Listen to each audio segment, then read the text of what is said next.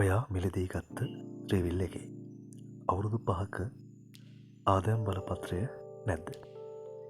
එහෙනම් මේ විදිහට ආදායම් බලපත්‍රය ගන්න පුළුවන්. වාහනේ ලියාපදිංචිට අදාළ දිස්ත්‍රික් ලේකම් කාර්යාලයේ මෝටර් රථ ප්‍රවාහන දෙපාර්තමේන්තුවට අයත් ආදායම් බලපත්‍රංශයට යන්න. ඒ යද්දී වාහනේ පොත පැරණි ආදායම් බලපත්‍රය තිබේ නම් එය වලංගු රක්ෂණ සහතිකය දුම් වාර්තාව අරගෙන යන්න. පොත ඔයා ළඟ නැත්නම් වාහනේට ලීසින් එකක් තියෙනවා නම් ලීසින් කම්පැනියෙන් දුන්නු පොතේ සහතික කළ පිටපත සමග වාගේ හැඳුනුම්පත අරගෙන යන්න. වාහනේ පොතේ හිමිකරු ඔයාම නම් කිසිම ගැටලුවකින් තොරව වාට ආදායම් බලපත්‍රය ගන්න පුළුවන්.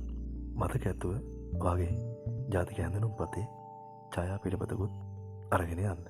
ඒත් වාහනේ අයිතිය තාම ඔයාගේ නමට පවරලා නැත්තම් වාහනේ පොතේ නම සඳහන් වෙන කෙනා ඔයත් එක්ක ඉන්නවනම් ආදායම් බලපත්‍රය ගන්න ගැටලුවක් මතුවෙන්නේ නැහැ. ඒකට ඕන වෙන්නේ එයාගේ ජාතික හැඳුනුම්පත පමණයි. ඒත් පොතේ සඳහන්ව සිටින ඒත් පොතේ ලියාපදිංචි හිමිකරුව සම්මත කරගන්නට බැරි නම් කලින් කියව ඩොකියුමන්ට් එක අදාළ ආදායම් බලපත්‍ර අංශයට යන්න. මෙතනද ඔයාට මාසයක කාලයක් බාධාවකින් තොරව ධාවනයේ යෙදෙන්න තාවකාලික ආදායම් බලපත්‍රයක් ලැබෙනවා.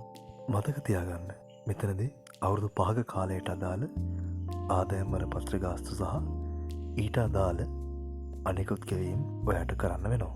ඒ ගාස්තු පිළිබඳ විස්තරය ඇතුළත් කර බැංකුවට වීම් කළ යුතු මුදල් තැන්පතු පත්‍රිකාව ආදායම් බලපත්‍රංශයෙන් ලබා දෙනවා.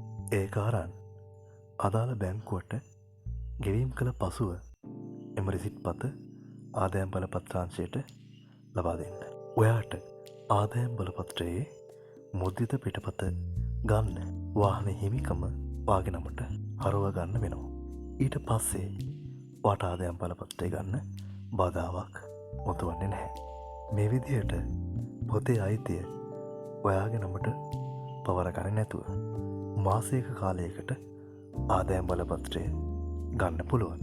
ඔයාගේ වාහනේ පොත ඔයාගේ නමට හරව ගන්න හරිම විදිහ ඊළඟ වීඩියෝවෙන් කතා කරමු. අමතක නොකර Band of 9 channel එක subscribe කරලා තියාගන්න.